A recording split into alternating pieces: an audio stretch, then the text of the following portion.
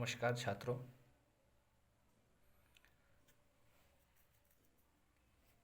महत्वपूर्ण सवालों की कड़ी में हम अब आगे बढ़ते हैं और अध्याय 3 दो चर वाले रैखिक समीकरण युग्म में हम आगे बढ़ते हैं।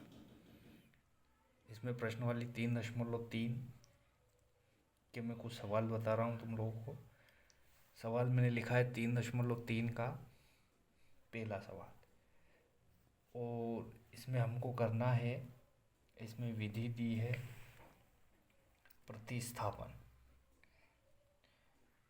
प्रतिस्थापन विधि द्वारा हमें इसको हल करना है।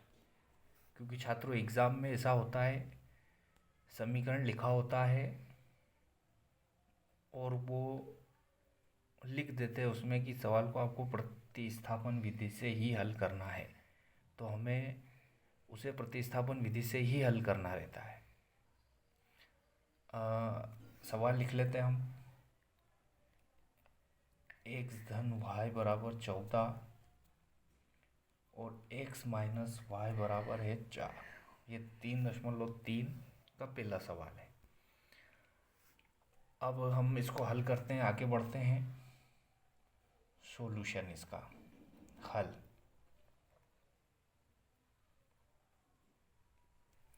करते हैं। इसको हम सवाल को लिखते हैं x धन y बराबर 14,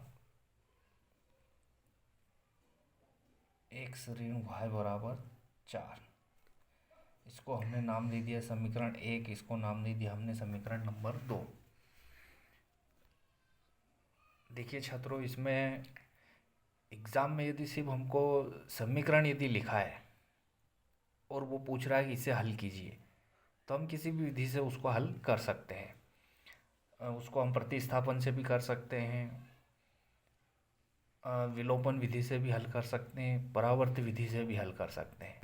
पर कभी कभी एग्ज़ाम में क्या होता है कि वो कंडीशन दे देता है कि आपको इसको प्रतिस्थापन विधि से ही हल करना है, तो हमें उसको प्रतिस्थापन विधि से ही हल करना रहेगा। अब देखो, प्रतिस्थापन का मतलब होता है एक के स्थान पर दूसरे को रखना। समीकरण 1 और समीकरण 2 दिए हुए हैं हमको।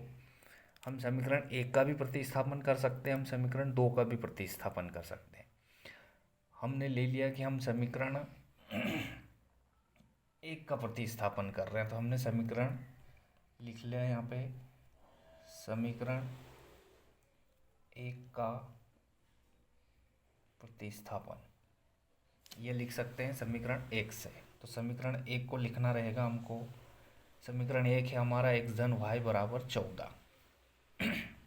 समीकरण 1 का भी हम प्रतिस्थापन कर सकते हैं और समीकरण 2 का भी प्रतिस्थापन कर सकते हैं। ये हमारे ऊपर है कि हम समीकरण 1 को लेना चाह रहे हैं, समीकरण 2 को लेना चाह रहे हैं। हमने यहाँ समीकरण 1 को ले लिया, समीकरण 1 का प्रतिस्थापन हम कर रहे हैं। अब देखो, हम यहाँ पे x का भी पक्षांतरण कर सकते हैं, y का भी हम पक्षांतरण कर सकते हैं।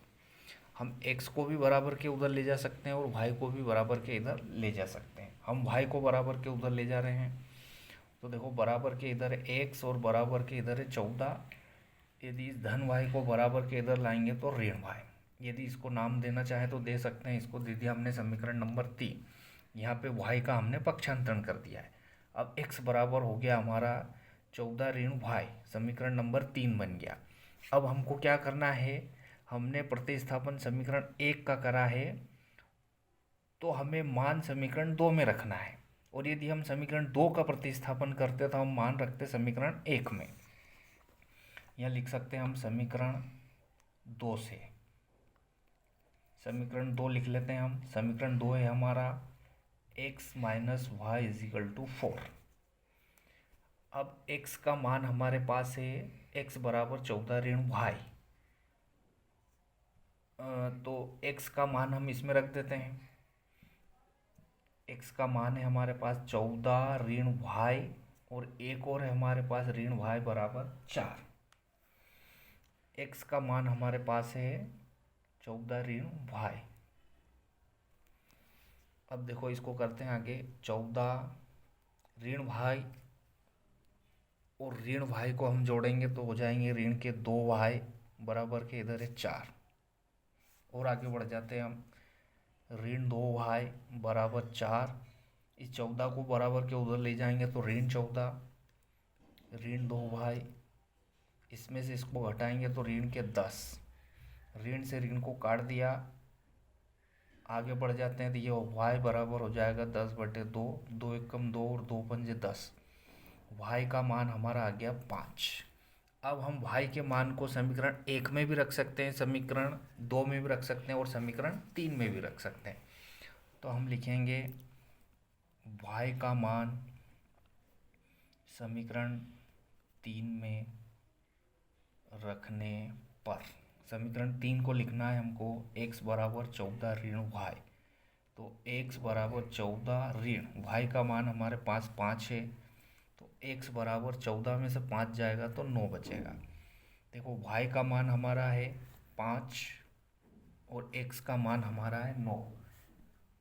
अब यदि हमें उत्तर की जांच करना है हम उत्तर की भी जांच कर सकते हैं कि जो हमने x और y के मान जो आए हैं वो सही है या गलत है। समीकरण 1 में भी रख के जांच कर सकते हैं, हम समीकरण 2 में भी रख के जांच कर सकते हैं। तो हम समीकरण 2 में रख लेते हैं। देखो समीकरण 2 है हमारा x धन y बराबर 14। अब x का मान रखेंगे 9 और y का मान रखेंगे तो 14, 9 और 5 को जोड़ेंगे तो 14 बराबर 14।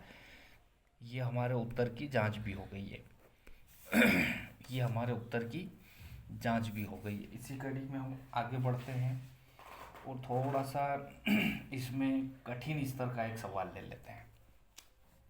इसमें हम थोड़ा सा एक कठिन स्तर का सवाल ले लेते हैं।